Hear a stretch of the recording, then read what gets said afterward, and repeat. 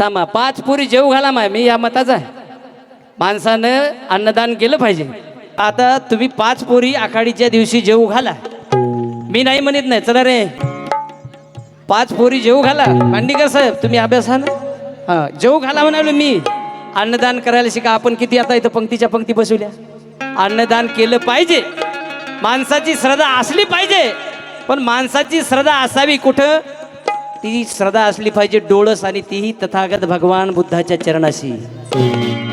पण तुमची श्रद्धा आहे का अंधश्रद्धा मला कळत नाही. मग तुम्ही 5 पोरी जेव घालता, आखाडीच्या दिवशी पोरी जेव घाला, घालण्याबद्दल वादच नाही. पोरी जेव घालता, पण कोणत्या? 5-5 वर्षाच्या, एवढुल्या. आणि त्याच्यातही कुचराई. ते जेव घाला तुम्ही 5-5 वर्षाच्या घाला, त्याच्यात कुचराई. कसं निरीक्षण करता तुम्ही? जिच्या कपाळाला हळद आणि कुकू दिसलं त्यात कट्ट्याला म्हणायचं पोरी वा आमच्या इथं जेवा ना का. तर ते पोरी वक्त टकतोंड करा नाही बाय, आता लय जगलं. एकाच घरी खाऊन आलेले असतात ते.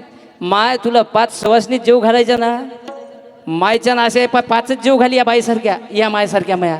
नाही तू ह्या मायसारखं धुरपट मायसारखं उबडं करी दूर तिथे तर मला माधववाडी पण नको. हे बाबासाहेबांनी उगाच सांगलं का मला? मी ब्रह्मा विष्णू महेशाला देव मानणार नाही, गौरी गणपतीची पूजा करणार नाही, पिंडदान करणार नाही, कोण्या देवाचा उपास धरणार नाही. बुद्धाचा अवतार आहे. खोटा आरोप, हे खोडसळ आरोप मी सहन करणार नाही. अशा 22 प्रतिज्ञा आम्हाला बाबांनी दिल्या, परंतु आमच्या खोपडीत एकही घुसायला तयार नाही. फार मोठं दुःख आहे.